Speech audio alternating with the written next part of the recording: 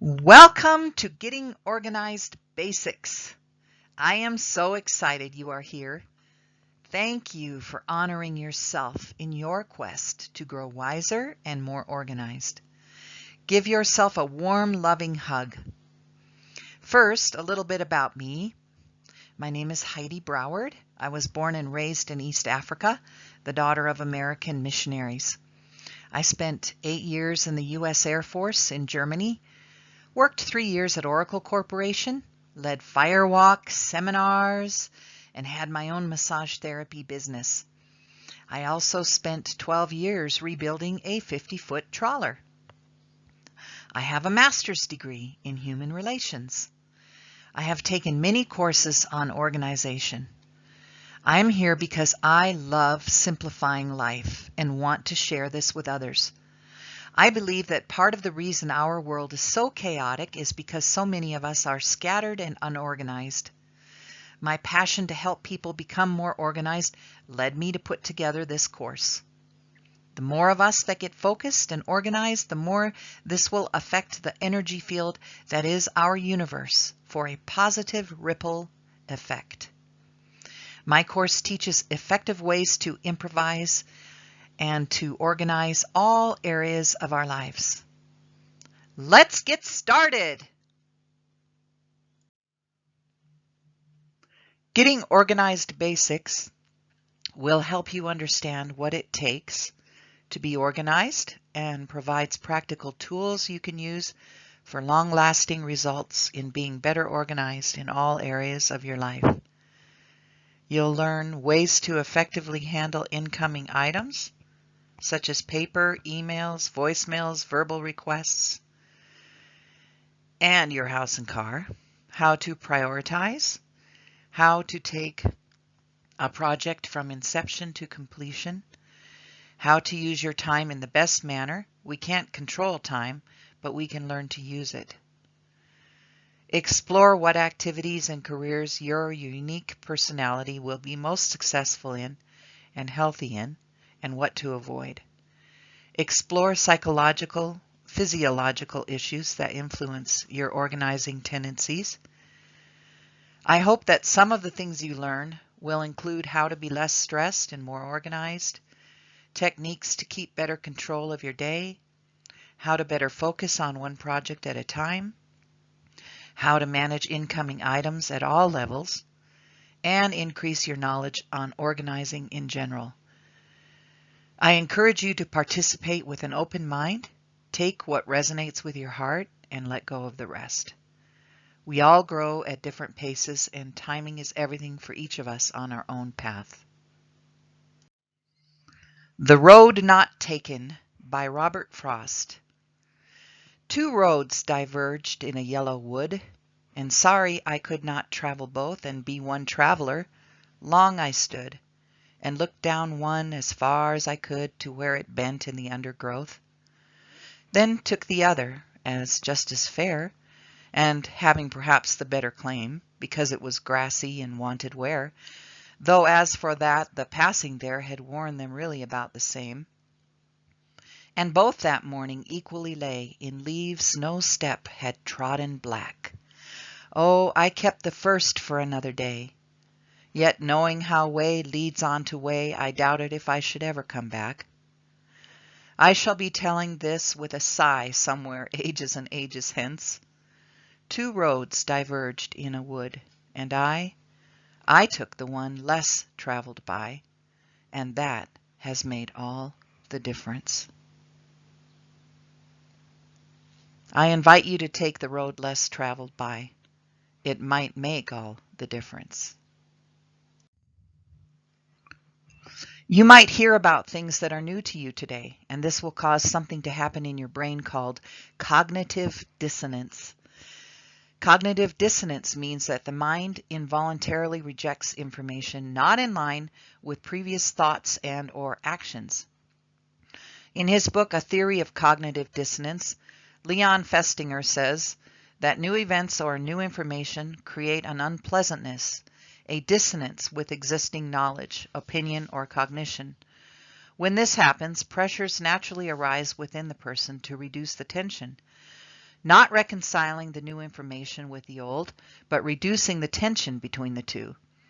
Festinger further stated that the strength of the pressures to reduce the dissonance is a function of the magnitude of the dissonance.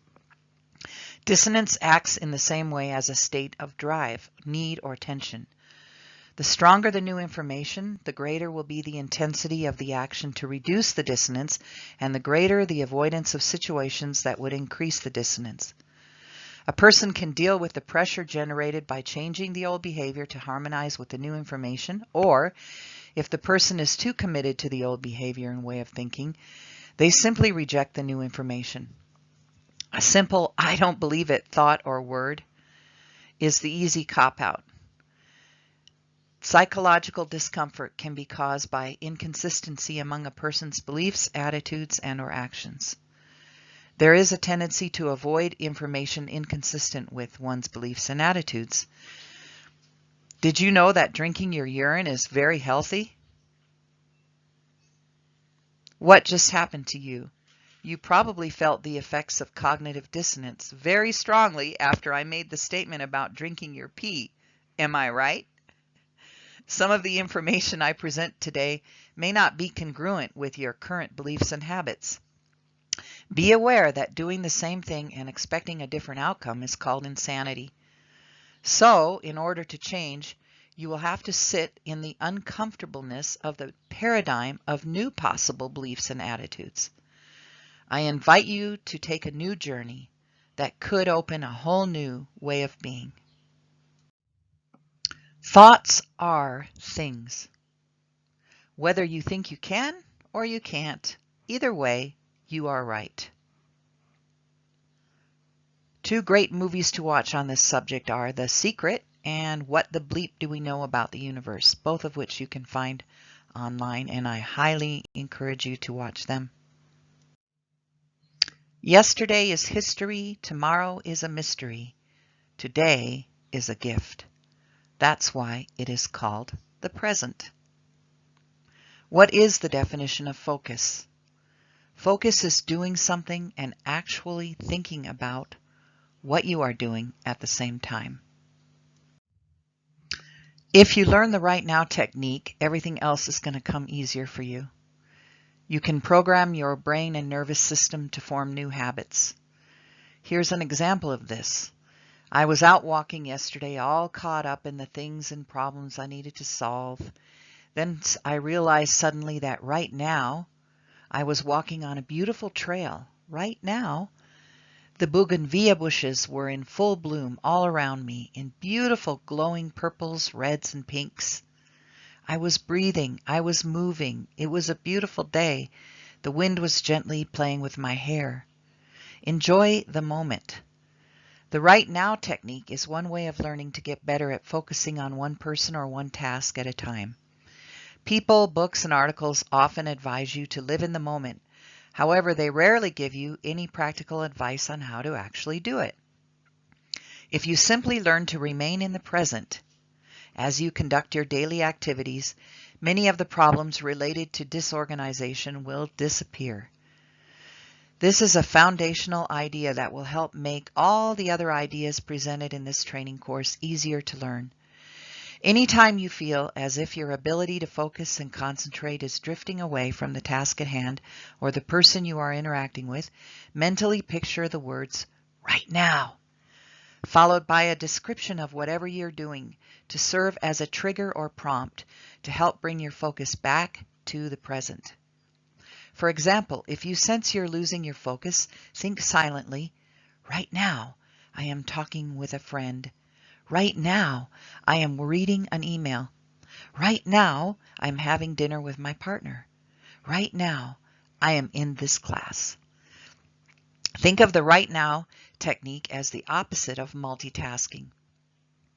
When you have the right now moments in your life, it means you're doing something such as interacting with another person or working on an important task and thinking about what you are actually doing at the same time. This is what it means to be a focused person. Your mind has the ability to operate in the past, present, or future. However, your physical body can only exist in the present. Therefore, as you progress through a typical day, the following mind-body combinations are possible. If you desire to increase the moments of harmony and focus in your life, moments when you are highly focused and highly productive, work on increasing the amount of time when your mind and body are both operating in the present simultaneously. The right now technique is just one way to help develop the habit of being more focused. Getting into the habit of being a right now person will make many of the day-to-day issues that create chaos and disorganization in your life melt away. No, it will not solve all your problems related to disorganization. However, it will immediately solve many of them and help you establish a sound foundation that will support other solutions. Keep in mind, there is absolutely nothing wrong with spending time thinking about the past or future. We learn from the past. We also create visions in our minds of a desirable future. Healthy past and future thinking often motivate us to take action in the present to correct past mistakes or to repeat behavior that led us to success in the past. Therefore, it is good to spend some time thinking about the past or the future. Just don't stay there too long. People who balance high achievement and the ability to joyfully participate in life spend most of their time mentally and physically in the present moment. This is a very simple idea. There's no financial cost associated with it. If you pardon the pun, you can try this idea right now. As you go through your day, you will occasionally or frequently feel tension associated with the fact that your body and mind are out of sync. It will often make you feel rushed, stressed, and frustrated. When you get this feeling, practice the right now technique. Pause a few seconds. Take a deep breath than you normally breathe. Think of the words right now and complete the thought with whatever you are doing at the moment. Once again, think of the right now idea as the opposite of multitasking. Now re-engage in whatever you are doing with total focus. To help you with this, get something simple like a marble that will help remind you to practice the right now technique. Put it somewhere where you will encounter it quite often, on your desk or in your pocket, and every time you see it and think of the words right now, and then think of whatever you are doing now. That's called a memory cueing device. If you have something in your office or outside that has a regular sound, use it as a cueing device. For me, I use a certain bird that often trills outside in our yard. Next, I want to share an extraordinary teacher on the subject of practicing the power of now. Eckhart Tolle is widely recognized as one of the most original and inspiring spiritual teachers of our time.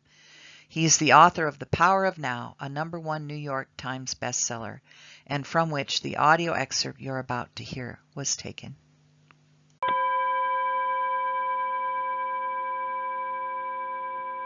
All problems are illusions of the mind.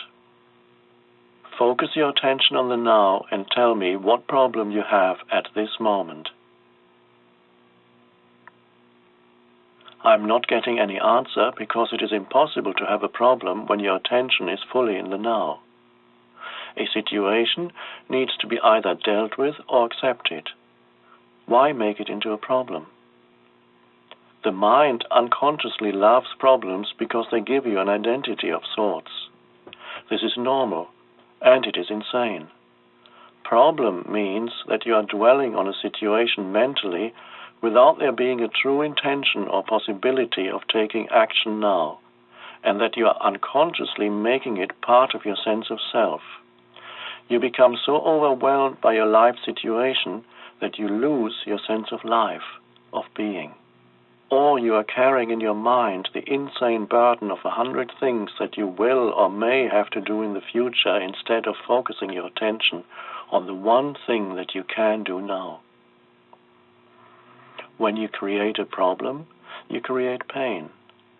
All it takes is a simple choice, a simple decision. No matter what happens, I will create no more pain for myself. I will create no more problems. Although it is a simple choice, it is also very radical. You won't make that choice unless you are truly fed up with suffering, unless you have truly had enough. and you won't be able to go through with it unless you access the power of the now. If you create no more pain for yourself, then you create no more pain for others. You also no longer contaminate the beautiful earth, your inner space, and the collective human psyche with the negativity of problem-making. Should a situation arise that you need to deal with now, your action will be clear and incisive if it arises out of present moment awareness. It is also more likely to be effective. It will not be a reaction coming from the past conditioning of your mind, but an intuitive response to the situation. In other instances, when the time-bound mind would have reacted, you will find it more effective to do nothing. Just stay centered in the now.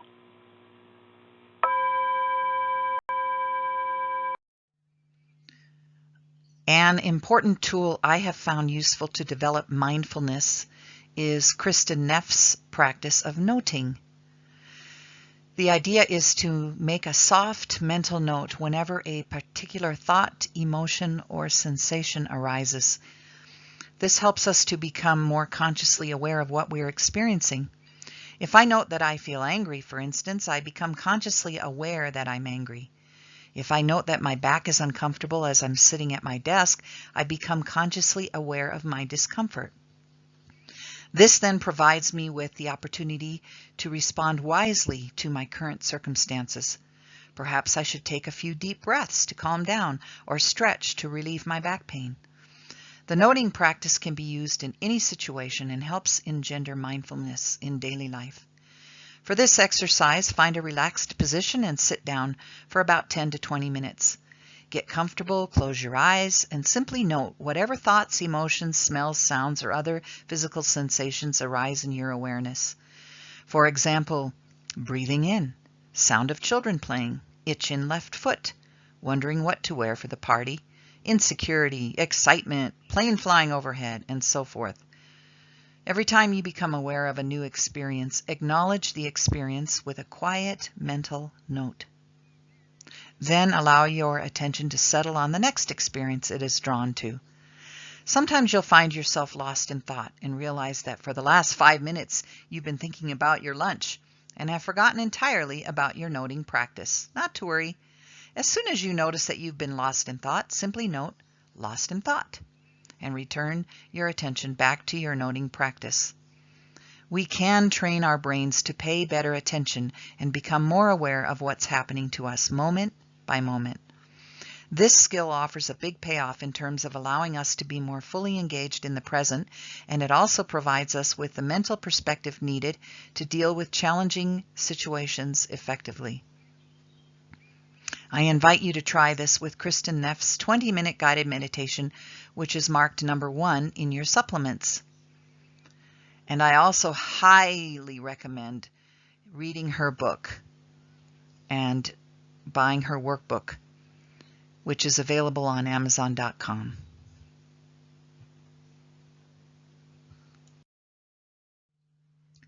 Years ago, during my training to become a firewalk instructor, I sat by a huge bonfire in Twain Harte, California. I noticed that the fire burned intensely near the ground, near its source. However, as my eyes tracked the path of the fire upward toward the dark California sky, the fire began to lose its intensity.